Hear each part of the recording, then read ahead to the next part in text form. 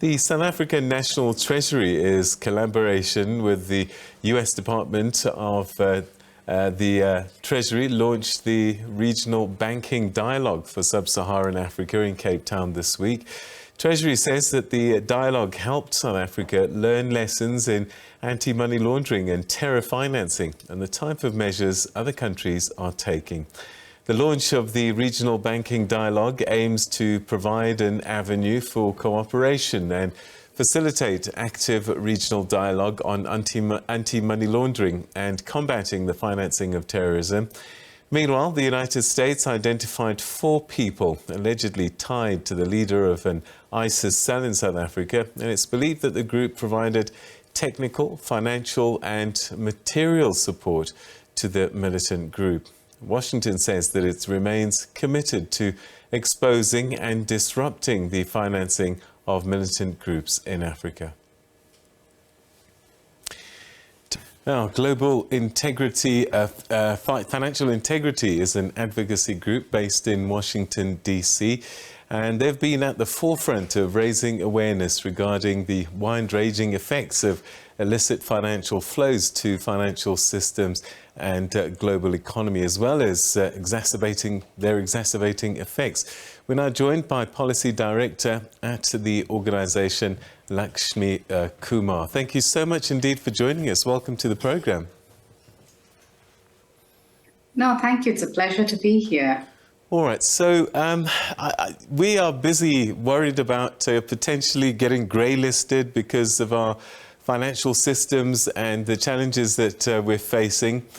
And I just wonder, what are we most vulnerable to that you've been able to observe?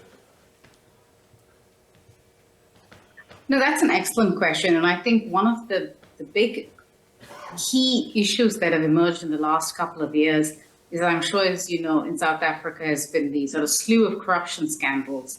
And at the heart of any kind of illicit financial flow, what we've seen across the world, and this is based on a 30-year study that the World Bank did on sort of corruption-related cases, that they found that in the vast majority of cases, the ways in which individuals are able to hide ill-gotten gains is through the use of anonymous companies and through shell companies. So when you see sort of capital outflows, it's primarily a couple of things. In South Africa's case, it has a rich extractive sector. So you're going to see capital outflows through the commodities markets in the extractive sector, especially through gold.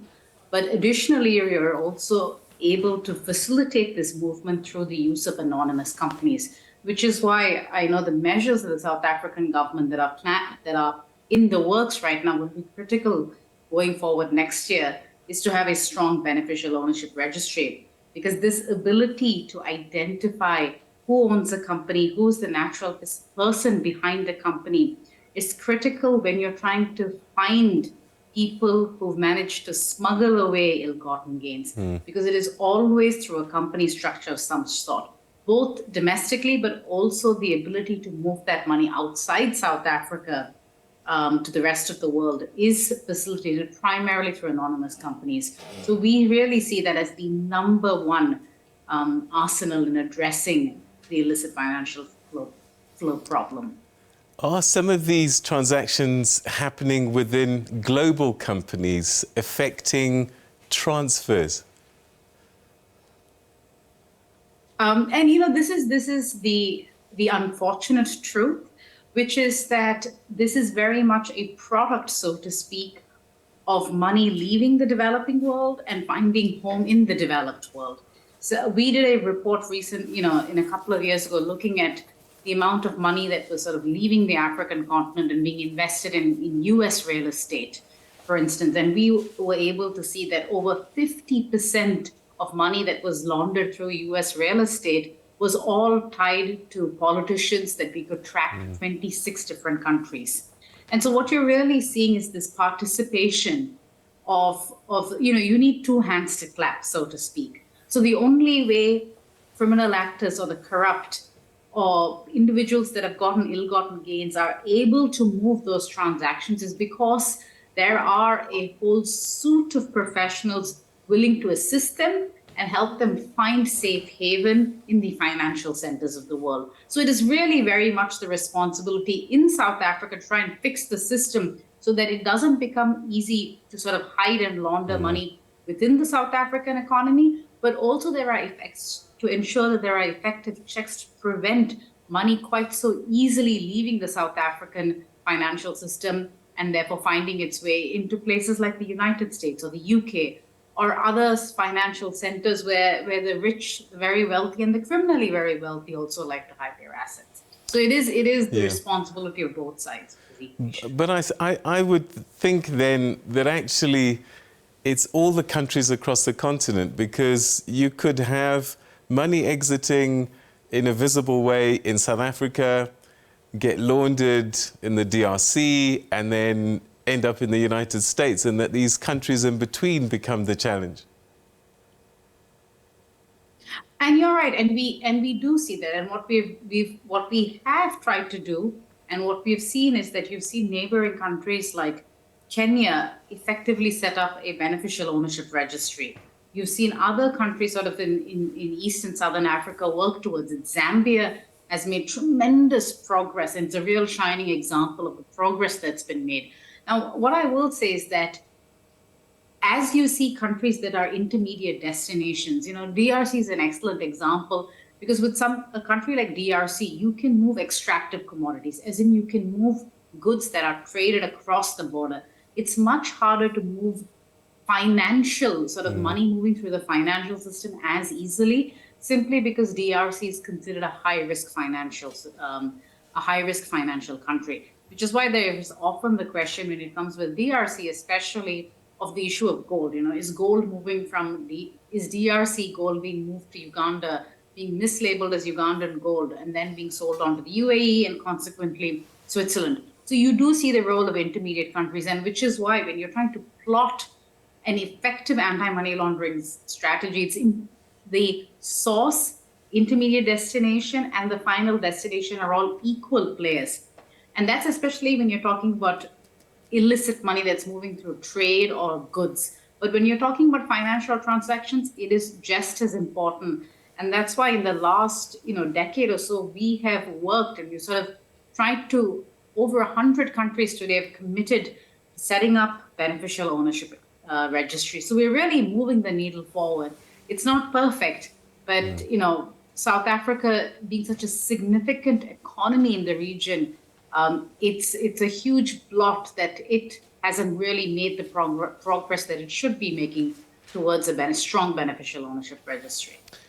How are we doing on the continent? Because there is a huge informal sector where, a lot of people aren't banked even, and cash is moving around.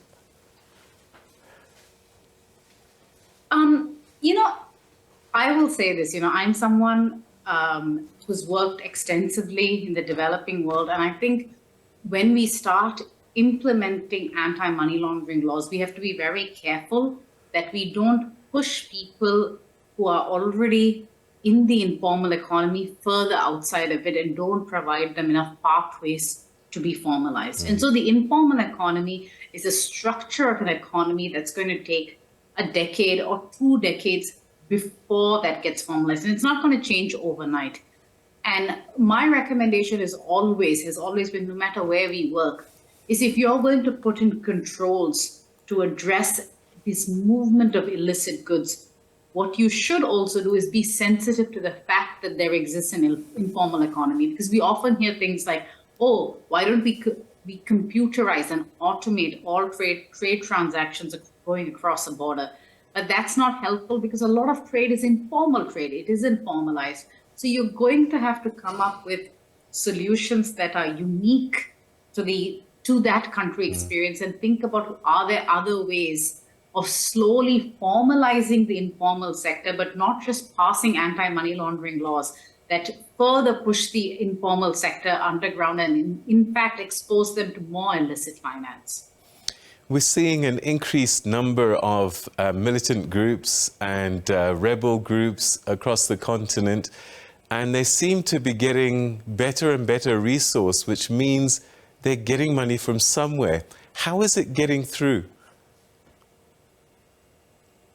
A lot of the times with a lot of militant groups, and I think very recently there was the report about how Al-Shabaab is able to now pay close to $1 million a month out to its fighters, which is a staggering amount of money. There are businesses that don't have that kind of money, and in a lot of cases, especially because we've seen that the bulk of the illicit finance or loss of revenues coming from the continent is through the sale of commodities. The reason they lend themselves to being money laundered or being able to move is they are low weight, high value, and they're untraceable, and they are very dependent on a cash economy. Now, this is true of gold, diamonds, and a whole host of other minerals that sort of work under these pillars and therefore are perfect for illicit financial flows. Now, in the case of some of the more established groups, like you see like Al-Shabaab, a lot of it is because they control territories. They're able to extract rent collection. They're able to extract tax collection, which have also increased their revenues. But I will say the primary means that we are seeing is through the exploitation of extractive industries and other natural resources. So we also see small amounts with some groups, going in. At one point we saw with Al-Shabaab, there was a concern about ivory trafficking. So to a smaller extent, you see other natural resource commodities also being affected, but it is really extractives. The extractive sector in the continent has become extremely lucrative and valuable, and that in turn helps fuel further conflict. How is crypto creating another layer of difficulty? Crypto has been a buzzword for the entirety of the pandemic, hasn't it? And I will say this, I think what I would like to say about crypto, and I think what makes crypto particularly interesting, is when you have illicit actors moving through crypto, it provides a degree of untraceability that the financial system does not provide, and that it is much easier to obscure or keep your identity opaque. However, at the same time, as I'm sure you've seen in the last couple of months, there have been massive crypto collapses. And what we see overall, and I want to sort of distinguish here, one is the developmental consequences of individuals investing in crypto, and there is the second, which is the illicit finance concept. They are interrelated, but I would like to discuss them separately. From the illicit financial flow concept, crypto, you must keep in mind, when you're a criminal actor, you look at your money like any businessman looks at the money. You think of it as long-term horizons. You very often want to save your money so that you can ensure there's generational wealth.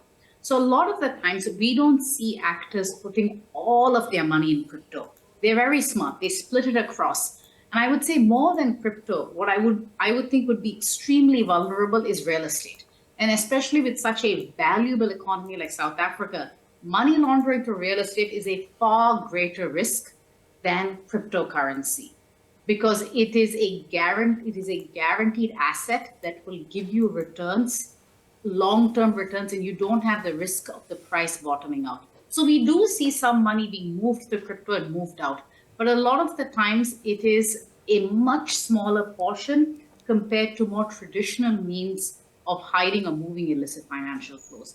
What I will say is very unfortunate is one of the largest Ponzi scams in the world, conducted by this Bulgarian woman who is based in the UK, called Ruja Ignatova, which concerned the OneCoin scam. That has affected almost the entire continent, all of sub-Saharan Africa, the Middle East, South Asia, the US, the UK. It's tricked so many vulnerable people who aren't able to have the same kind of returns by just keeping their money in a bank account, or who don't have a bank account. A lot of them put money into this and were essentially robbed of their life savings. So that's the second developmental effect you see of people who are unaware and there isn't enough education of investing in cryptocurrency.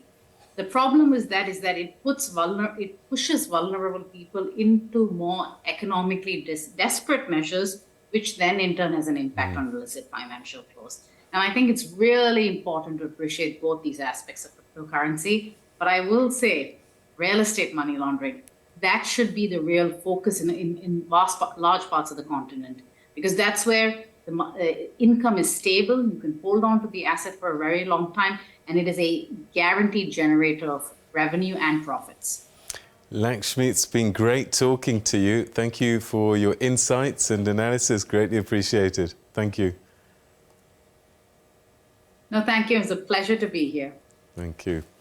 All right, that's Lakshmi Kumar, who's Policy Director at the organisation, talking to us about money laundering and some of the challenges that we're facing as a continent. And it seems as if property is a particularly vulnerable area for us, as well as commodities, of course.